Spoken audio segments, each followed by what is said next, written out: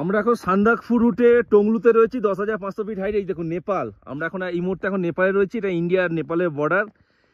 এই যে এখান দিয়ে সান্দাকফু রাস্তা চলে যাচ্ছে। আর এই হোমস্টেতে আমরা ছিলাম, রাজু হোমস্টে। থাকা খাওয়া পার হেড 900 টাকা। এই যে দূরে দেখছেন এটা হচ্ছে টুমলিং। এখানেও হচ্ছে যারা ট্রেক করবে বা গাড়িতে করে আসবে তারা থাকতে পারবে। এবং এটা হচ্ছে পুরোটাই নেপাল। আর এই যে এইখানে এখানে ধরতে থেকে আসলাম মাত্র 1 ঘন্টা 2 ঘন্টা লাগলো, 5 কিলোমিটার রাস্তা। এই যে দেখুন এটা আমার ভারত, এটা আবার ভারতে চলে এসেছি। এখানে ইন্ডিয়া আর নেপালের কোনো ব্যাপার নেই, কোনো চেকিংও নেই, যে যেমন খুশি এপার থেকে ওপারে যাচ্ছে।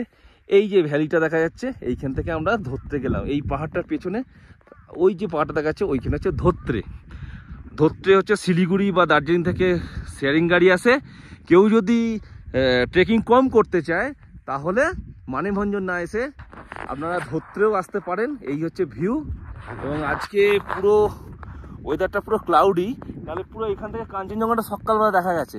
কিন্তু যখন একটু বেলা আসলাম, এমনিতে কাঞ্চনজঙ্ঘা খুব ভালো আজকে ওয়েদার জন্য দেখানো যায়নি, কিন্তু এখান থেকে কাঞ্চনজঙ্ঘা দুর্দান্ত দেখা যায়। মানে সান্দাকফুর পরেই যদি কাঞ্চনজঙ্ঘা দেখতে হয় তাহলে আপনাকে টংলু আসতে হবে। মানেভঞ্জন থেকে মাত্র 12 কিলোমিটার, ধরতে থেকে মাত্র 5 কিলোমিটার। মানে খুব তাড়াতাড়ি এবং খুব কাছাকাছির মধ্যে এখানে এই যেখানে কাঞ্চনজঙ্ঘা পুরো একদম পুরো ভিউ দেখা যায়।